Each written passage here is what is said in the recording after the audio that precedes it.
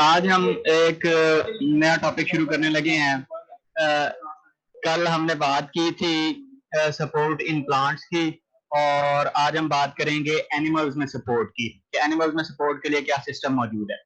तो एनिमल्स के अंदर आपको पता है सपोर्ट के लिए बॉडी को ग्रेविटी के अगेंस्ट खड़ा रखने के लिए या मूव करने के लिए स्केलेटन मौजूद होता है, जो कि एक टफ और रिजिड फ्रेमवर्क होता है। टफ से मुराद है मजबूत, रिजिड भी सख्त को कहते हैं। एक ऐसा फ्रेमवर्क है, यानी कि एक जाला बना हुआ है, एक सिस्टम है जिसके ऊपर फिर बाकी मसल्स वगैरह जुड़े होते हैं। डाइवर्स फंक्शंस परफॉर्म करता है, कोई एक मकसद नहीं है बल्कि मल्टीपल काम करता है। मिसाल के तौर पे कुछ प्रोटेक्शन का काम करता है, आगे चल के हम देखते हैं। इसी तरह बॉडी की शेप मेंटेन रखता है, और इसी तरह सपोर्ट का काम भी करता है। ठीक है। कॉम्पोजिशन क्या है? कॉम्पोजिशन में बहुत से ऑर्गेनिक और इनऑर्गेनिक सब्सटेंसेस हैं जिनसे स्केलेटन मिलकर बना हुआ होता है। बाज ऑर्गेनिजम्स में इनऑर्गेनिक सब्सटेंसेस होते हैं, मसलन कैल्शियम कार्बोनेट का बना हुआ होता है, हमारे अंदर कैल्शियम फॉस्फेट का बना हुआ है, साथ उसके अंदर प्रोटीन्स वगैरह भी हैं। प्रोटिस्टा के अंदर सिंगल सेल्ड ऑर्गेनिज्म है क्योंकि, तो वो अकेला सेल ही अपना स्केलेटन प्रोड्यूस करता है।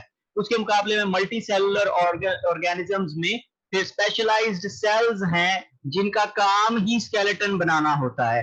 ठीक है। स्केलेटन अगर एनिमल किंगडम के अंदर देखें तो सिंपल ऑर्गेनिजम्स के अंदर हाइड्रोस्टैटिक स्केलेटन होता है, फिर कुछ ऑर्गेनिजम्स ने एक्सोस्केलेटन बनाया, और वर्टिब्रेट्स ने या हमने एंडोस्केलेटन बना लिया।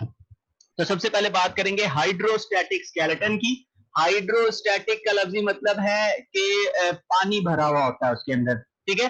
फ्लूइड फील्ड कैविटी है जिसको हम गैस्ट्रोवास्कुलर कैविटी या सिलोम कह सकते हैं। ठीक है।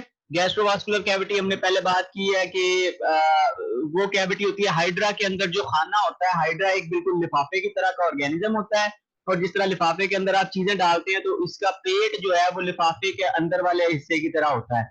ठीक है। तो उसके अंदर पानी भरा हुआ होता है, तो इसको गैस्ट्रोवास्कुलर कैविटी कहते हैं। गैस्ट्रो का मतलब पेट, और वास्कुलर के वेसल है, उसके अंदर पानी भरा हुआ है। और इसी तरह सिलोम है हायर ऑर्गेनिजम्स के अंदर, ट्रिप्लोब्लास्टिक सिलोमेट ऑर्गेनिजम्स में हमारे पेट के अंदर जो कैविटी है उसको सिलोम कहते हैं। ठीक है जी। तो अब इसका काम क्या होता है? हाइड्रोस्टैटिक स्केलेटन सपोर्ट प्रोवाइड करता है, जिस तरह हमारा स्केलेटन सपोर्ट प्रोवाइड करता है, इसी तरह उनका भी स्केलेटन, क्योंकि उन्होंने मूव करना है, मूव करने के लिए मसल्स को कोई सॉलिड चीज चाहिए जिसके ऊपर जोर लगाकर मूव करेंगे, तो वो सपोर्ट प्रोवाइड करता है। फिर मसल्स की कॉन्ट्रैक्शन में हेल्प करता है, साथ ही साथ मोटिलिटी में हेल्प करता है कि जब मसल्स कॉन्ट्रैक्ट करते हैं और स्केलेटन के ऊपर जोर पड़ता है तो उसकी वजह से ऑर्गेनिज्म मूव कर सकता है। ठीक है। हाइड्रोस्टैटिक स्केलेटन पाया जाता है नाइडेरिया में। नाइडेरिया आपको पता है जेलीफिश और हाइड्रा इस ग्रुप में आते हैं।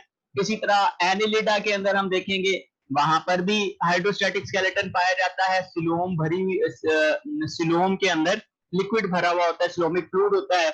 और इसी तरह दूसरे सॉफ्ट बॉडीड इनवर्टिब्रेट्स के अंदर, बहुत सारे डिफरेंट ऑर्गेनिजम्स के अंदर हाइड्रोस्टैटिक स्केलेटन किसी ना किसी फॉर्म में हेल्प कर रहा होता है। अगर आपने हाइड्रा या सी एनेमनी देखी है तो उसके अंदर वो इस तरह के सिलेंडर नुमा जानवर होते हैं, और फाइलम नाइडेरिया के मेंबर्स हैं, नीचे जमीन के साथ जुड़े हुए होते हैं, और ऊपर की तरफ इनका मुंह होता है। ठीक है जी। तो इनके अंदर जो अंदर खाना है ये गैस्ट्रोवास्कुलर कैविटी कहलाता है। ये हाइड्रोस्टैटिक स्केलेटन की तरह काम करता है। इसके अंदर पानी भरा हुआ है, समंदर से पानी इकट्ठा करके ये यहाँ पे इस वक्त पानी भर रहा है, और जब पानी भर जाता है तो ये सीधा खड़ा हो जाता है। जिस वक्त इसने पानी भरना हो तो ये मुंह बंद करके, और ऊपर से मुंह यानी कि पानी ये जो ऊपर वाला हिस्सा है यहाँ पे मुंह मौजूद है, तो मुंह अगर बंद कर लिया जाए मसल्स के जरिए और ऑस्मोसिस के जरिए से कैविटी के अंदर पानी भर लिया जाए तो आहिस्ता आहिस्ता ये सीधा ऊपर खड़ा हो सकता है। ठीक है। अब यहाँ पे अगर आप देखें नीचे जो डायग्राम है इसमें ये सर्कुलर मसल्स दिखाए हुए हैं और ये लॉन्गिट्यूडनल मसल्स हैं। ठीक है। और साथ एक नेटवर्क है न्यूरॉन्स का। तो जिस वक्त सर्कुलर मसल्स कॉन्ट्रैक्ट करते हैं तो उस वक्त इसकी लंबाई में इजाफा हो जाता है, और इसी तरह जब लॉन्गिट्यूडनल किसी एक साइड वाले लंबाई के रुख के मसल्स कॉन्ट्रैक्ट करते हैं तो बॉडी उस तरफ को झुक जाती है। ठीक है। तो ये सर्कुलर मसल्स कॉन्ट्रैक्ट करके पानी के ऊपर प्रेशर डालते हैं, जिसकी वजह से बॉडी सीधी खड़ी रह सकती है। और इसी तरह लॉन्गिट्यूडनल मसल्स जब कॉन्ट्रैक्ट करते हैं तो उस वक्त ये टर्न कर सकता है और फिर इन मूवमेंट्स की मदद से ऑर्गेनिज्म पानी के अंदर एक जगह से दूसरी जगह मूव कर सकता है। इसके मुकाबले में जो रिलेटिवली एडवांस्ड ग्रुप है वो एनालिट्स का है। एनालिट्स के अंदर बहुत सारे मुख्तलिफ कामों के लिए सिस्टम बने हुए हैं। अर्थवर्म इस फाइलम का रिप्रेजेंटेटिव मेंबर है। अब इसके अंदर बॉडी जो है वो बहुत सारे कंपार्टमेंट्स पर मुश्तमिल है और ये कंपार्टमेंट्स एक दूसरे से अलग अलग हुए होते हैं। दरमियान में दीवारें होती हैं, दीवार के लिए वर्ड इस्तेमाल होता है सेप्टा।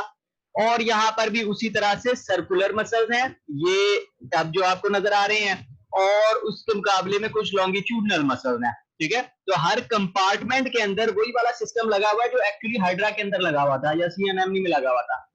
तो जब सर्कुलर मसल्स कॉन्ट्रैक्ट करते हैं तो उस वक्त वो जिस्म का वो वाला खाना लंबा हो जाता है, और जब लॉन्गिट्यूडनल मसल कॉन्ट्रैक्ट करते हैं तो वो वाला खाना छोटा हो जाता है। यहाँ पे आप देखें तो एक खाने के ऊपर अगर आप नजर रखें तो कभी उसके वो जरा लंबा हो जाता है और कभी वो सिकुड़ जाता है। तो ये अल्टरनेटिंग वेव्स जो है कॉन्ट्रैक्शन और रिलैक्सेशन की, कि कभी वो खाना लंबा हो रहा है कभी वो खाना सिकुड़ रहा है, इसके जरिए से फिर वो बॉडी को लंबा करके जमीन के ऊपर चल सकता है। और नीचे उसके जो इस तरफ जमीन के साथ जो हिस्सा जुड़ा हुआ है वहां पर अगर आप माइक्रोस्कोप से देखेंगे तो जिस्म से छोटे छोटे से कांटे निकले हुए होते हैं। इन कांटों को सीटी कहते हैं।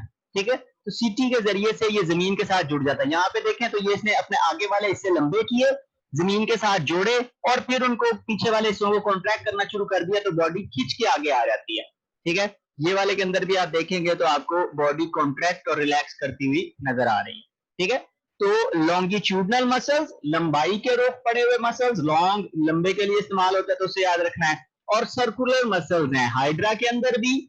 हाइड्रा के अंदर पूरी बॉडी चूंकि एक ही खाना है तो वहां पर पूरी बॉडी के अंदर यहाँ पे हर खाने में सेपरेट सेपरेट लॉन्गिट्यूडनल और सर्कुलर मसल्स हैं। ये बारी बारी कॉन्ट्रैक्ट और रिलैक्स करते हैं जिसकी वजह से खाना लंबा या सिकुड़ता है या लंबा होता है, और फिर ये जमीन के साथ जुड़े हुए होते हैं सीटी के जरिए से, जिसके जरिए फिर ये आगे की तरफ मूव कर सकते हैं।